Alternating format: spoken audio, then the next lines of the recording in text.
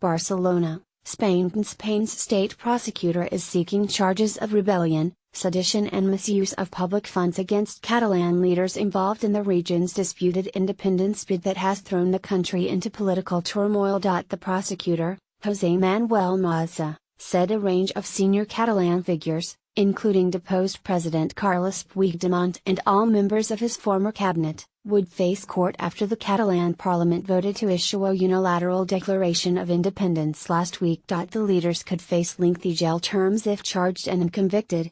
Rebellion, sedition and misuse of funds carry maximum terms of 30, 15 and 6 years, respectively. Spanish media reported that Puigdemont and several members of his ACT government had left the country and were now in the Belgian capital, Brussels.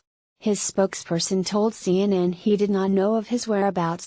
Belgium's migration minister Theo Franken told reporters this week that his country would be legally required to consider Puigdemont's request for political asylum if he made one. Puigdemont did not attend a meeting of his Catalan European Democratic Party PDeCAT in Barcelona on Monday morning, nor was he seen at the Catalan government's headquarters. Maza said the Catalan leaders had created an institutional crisis that culminated with the declaration of unilateral independence, with total disregard for our constitution. He said his office had filed documents with the High Court and Supreme Court, which will consider the charges. A document laying out the charges says that several of the leaders had misused public funds by holding an independence referendum on October 1, which it described as illegal. Catalan leaders have argued that there is no legal way to give their people a choice on secession. The announcement came as civil servants in Catalonia returned to work under the Spanish government's control, following the week of political upheaval. Madrid suspended the region's autonomy and imposed direct rule after the Catalan parliament unilaterally declared independence on Friday in Barcelona. Civil servants, including some who supported the independence bid, appeared to obey Madrid's orders by carrying on as usual in their jobs. Ministers who had been removed from their positions stayed away from work, leaving the Catalan government's headquarters quiet Monday. The parliament's speaker, Carme Forcadell, said on Twitter that she would show up for work, as expected by Madrid, to oversee the transition of power until the December vote. "We continue working," she wrote. Forcadell is among the leaders targeted by the state prosecutor. Local armed police guarded the entrance to the government's headquarters in Barcelona, and a sign that local security forces were working as normal. The two chiefs of the Catalan police were among those dismissed by Madrid. The Catalan police prefecture circulated a letter over the weekend asking the local police force, the Mossos d'Esquadra, to remain neutral. It was unclear what Puigdemont's next moves would be.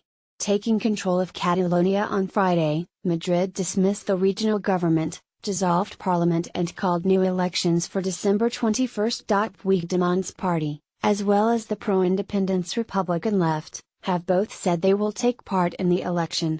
Before charges were filed against him, the Spanish government said Puigdemont would be eligible to stand. Speaking at the weekend from his hometown of Girona, Puigdemont said that he still intended to build an independent country.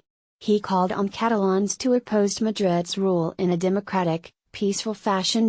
Before the prosecutor's announcement, Puigdemont posted a photograph on social media Monday that had been taken from inside the Catalan government's building with the caption, "Good morning" in Catalan and a smiley face. The photo had been clearly taken on a previous day and there was no sign that had entered the building on Monday, causing confusion over his whereabouts. Spain was plunged into its worst political crisis since the restoration of democracy in the 1970s after Catalonia held the independence referendum on October 1, which Madrid and the country's top court called illegal.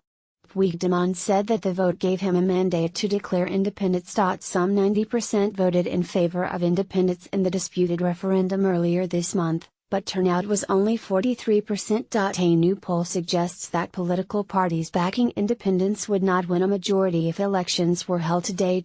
Pro-independence parties would get 61 to 65 seats in the region's parliament, short of a majority in the 135-seat assembly, the Sigma DOS poll suggests.